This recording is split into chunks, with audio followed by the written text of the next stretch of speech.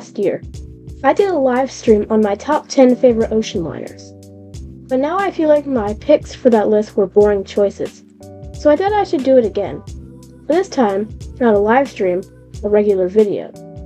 My criteria on the ships for this new list are of the following. I'm going to be looking at how those ocean liners have impacted history and culture. I'm also going to be looking at how they have gotten me into ocean liners. And finally, how pretty I think she is. But before we begin, make sure to hit the subscribe button and turn on notifications so you never miss any of our weekly uploads. Anyway, here is my updated top 10 ocean liners list. Number 10. The MV Wilhelm Gustloff. When she was launched on May 5, 1937, Wilhelm Gustloff was the first cruise ship built for the German Labor Front.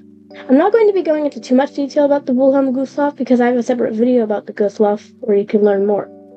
Anyway, she made her maiden voyage on March 24, 1938, on a cruise across the North Sea.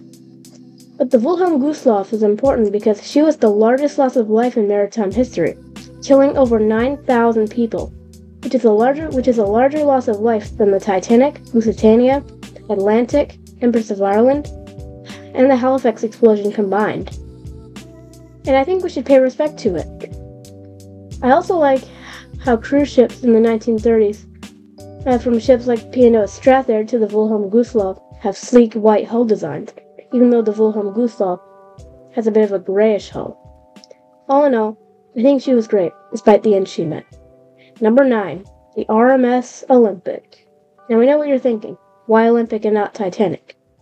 Well, like most ocean liner nerds like me, the Titanic story is what got me into ships. But there is a problem with that. The Titanic was basically built to be a near-identical copy of her sister the Olympic. And almost every photo of the Olympic, especially the interior photos claim to be the Titanic, are actually on board the Olympic. Even this photo, which people always say is the Titanic, is actually the Olympic. Big Ol' Boats covered this well in his Top 10 Ocean Liners video, where he also said that at the end of the day the Titanic is a copy of the Olympic. And I absolutely agree with that. And the Olympic was the only Olympic-class liner to achieve what her owners actually thought of.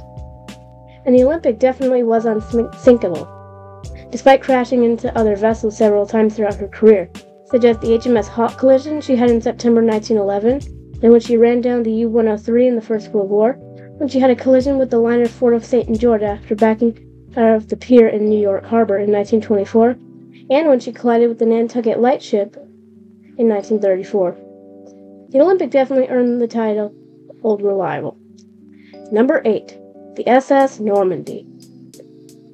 When she was launched on October 29, 1932, the Normandie was easily the most modern and largest ship ever built, with interiors way ahead of her time, and she easily captured the Blue Ribbon Award on her maiden voyage in June 1935. To me, the Normandie's design is how you make a perfect ship. Because just look at her, she's beautiful. It's also stunning that she showed next to no resemblance to earlier French liners, such as the SS Ile-de-France and the SS Paris. And the Normandie's sleek hull design really makes it look like she was built for speed. And you probably don't know this, but the third funnel in the Normandie was actually, technically, a dummy funnel, because it wasn't connected to the boiler uptakes. It also helped channel flow of air and to balance the ship out. Kind of like how the RMS Strathair had 3 funnels. The first and second funnels were dummies, and the 2 dummy funnels helped balance the ship out. And sure enough, after World War II, the 2 dummy funnels on the Strathair were just removed just to make the ship more modern. Back to the Normandie. During most of her career, she competed for speed with her rival, the RMS Queen Mary. The 2 liners took the blue ribbon on and off until the Second World War started in 1939, and that would be the Normandie's last season. She was seized by the U.S. Navy and renamed the Lafayette. But in 1942, during the conversion into a troop ship, the ship caught on fire and capsized at the pier. All in all, the Normandie was a beautiful ship. Number 7. The RMS Queen Elizabeth II.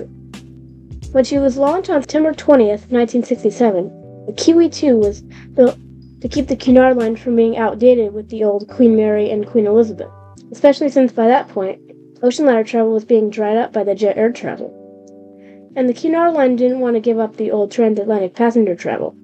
So they decided to replace the Queen Mary and the Queen Elizabeth with a new liner, and that liner would be the QE2. She made her maiden voyage in May 1969 and ended up becoming one of the last purpose-built ocean liners to be constructed. She continued to do transatlantic crossings until 2008 when she was going to be pulled from service, not to be scrapped, but to becoming a floating hotel in Dubai. It was a huge fanfare when she arrived in Dubai for her retirement. She was permanently moored at the Palm Jumeirah artificial islands in Dubai. I believe that if the QE2 was built, the Cunard line wouldn't be a cruising service today. To me, the QE2 is one of the most modern ocean liners ever constructed, and even borrowed a few design features from the Normandie. All in all, she's a perfect ship. Number 6. The SS Bremen. Upon her maiden voyage in July 1929, she was the largest German superliner built up to that point, along with her sister ship, the SS Europa. And she was the ship that stole the blue ribbon from the RMS Mauritania, who had long held the transatlantic speed record. But then in 1930, the Bremen lost the blue ribbon to her sister, the Europa. But then, the Europa lost the blue ribbon to the Italian liner SS Rex. Back to the Bremen. The Bremen was one of the first ocean liners to be built with a bulbous bow, and have teardrop-shaped funnels, which is similar to how the SS Normandie would be built a few years later. And the SS Bremen was one of the first ocean liners to have a streamlined hull design, rather than a boxy design. And Bremen is one of those ships that shows how to make a beautiful liner, just like the Normandie. But the only critique I have on the Bremen is that, in her 1929 configuration, her funnels look stubby to me and lack the potential of the design. But in 1930, her funnels were increased in height, which to me makes her look more beautiful. Similar to what happened with the SS America, when her funnels were too short that smoke covered the deck, so they had to be increased in height as well. All in all, the Bremen is a perfect ship. Number 5. The RMS Lusitania. I've talked about the Lusitania a lot on this channel. She had one of the most successful and fascinating careers of any ship on the transatlantic run. Her sinking is also one of the most famous disasters in maritime history, and was a factor in the U.S. being involved in World War I. Lusitania and Mauritania completely changed the way that Cunard would build and operate ships into the future, and even was a factor in most ships from post-World War I to be built with turbines instead of the traditional reciprocating engine. In fact, the last ships that were built with the reciprocating engines were the Victory class of cargo ships that were built near the end of the Second World War, and some of those ships still exist today, such as the SS Lane Victory and the SS Jeremiah O'Brien. And you see, the Jeremiah O'Brien was the place where the engine room scenes in the movie Titanic were filmed. So the scenes where you see those massive engines are not actually a set. It was filmed on the Jeremiah O'Brien, which currently sits as a maritime museum in San Francisco. Back to the Lusitania. I like how the Lusitania's interiors are beautifully decorated, and how some rooms, like the smoking rooms, have skylights. And how first, second, and third class are luxurious regardless on which one you sail on. Same with the Mauritania's interior. And it would have been great to know what would happen to the Lusitania if she never sank. Number 4. The SS France. When she was launched in May 1960, she was planned to be a replacement for the SS Normandie, after she was lost to a fire in the Second World War. When the SS France entered service in February 1962, she was the longest ocean liner in the world, not the largest. For those that don't know, ships are not measured by length, they are measured by tonnage. So even if one ship is longer than the other, if the shorter one is heavier, that ship is considered bigger. For example, the SS France was 1,035 feet, or 315 meters long, and 66,343 gross registered tons. The RMS Queen Elizabeth was shorter at 1,030 feet, or 314 meters, but was heavier at 83,673 gross registered tons. So while the France was the longest ship in the world at the time, the Queen Elizabeth was the largest.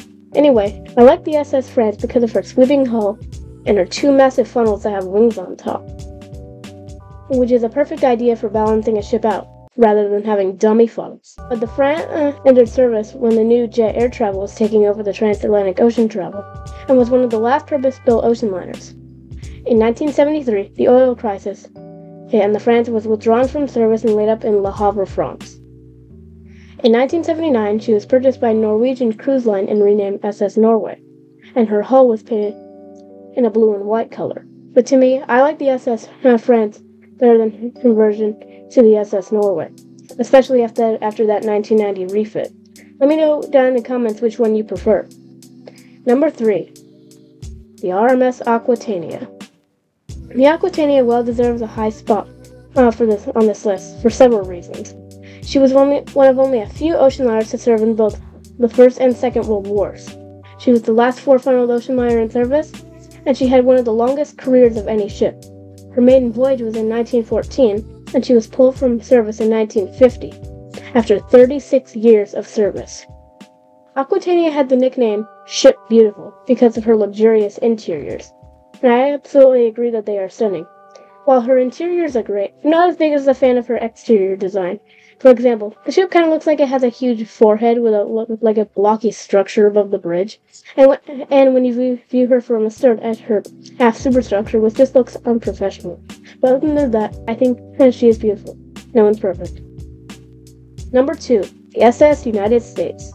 The SS United States is probably the most impressive ocean liner ever constructed, especially since her 44-knot top speed can never have been beaten by another ship. When the SS United States won the Blue Ribbon on her maiden voyage in July 1952, it had been over a century since an American ship had won the Blue Ribbon. Ever since the Collins liner SS Baltic took the Blue Ribbon in 1854, and the Baltic lost the Blue Ribbon to the Cunard liner SS Persia in 1856, and no other liner would be able to beat the SS United States' speed record. And her designer, William Francis Gibbs, was one of the most famous characters in maritime history, especially with his designing of the liner SS Malolo, which had a collision with a freighter on her sea trials in 1927, which drew in tons of seawater into her hull. If she was like a normal ship built at that point, she probably would have sunk. But she was designed by Gibbs, and she didn't sink. Gibbs would also include similar design features in later ships such as the SS America and the SS United States. On her maiden voyage in July 1952, she beat the RMS Queen Mary's speed record, which had been held for 14 years, by over 10 hours, crossing the Atlantic in a total of 3 days, 10 hours, and 40 minutes, whereas the Queen Mary's fastest time across the Atlantic was 3 days and 22 hours. I think the SS United States will always be the most impressive ocean liner ever to sail the seas. And now, the moment you all have been waiting for, my number 1 favorite ocean liner is the RMS Queen Elizabeth. Now, on the previous Top 10 Ocean Liner special, the number 1 pick was the Queen Mary. But I think my number 1 now is the Queen Elizabeth. And I can hear you asking, why Queen Elizabeth and not Queen Mary? Well, as I mentioned earlier about Queen Elizabeth being the largest ship in the world, I thought I should put the Queen Elizabeth in my number 1 spot. And to me, the Queen Elizabeth looks more modern with 2 funnels instead of 3. She had a more curved bow that could slide through the water more cleanly, and compared to other ships from the 1920s and 30s, the Queen Mary looks dated compared to other liners like Normandie, America, and Rex. Also, Queen Elizabeth held the title of the world's largest ocean liners from 1946, when she made her peacetime maiden voyage, until 2004, when that title was taken by the Queen Mary II. I also liked her interiors were basically modernized versions of Queen Mary's interiors. She had a long and successful career until she was towed to Hong Kong to be converted into a floating university. Unfortunately, during the conversion, in January 1972, the ship caught on fire and capsized in Hong Kong harbor, and a few months later, she was salvaged and scrapped.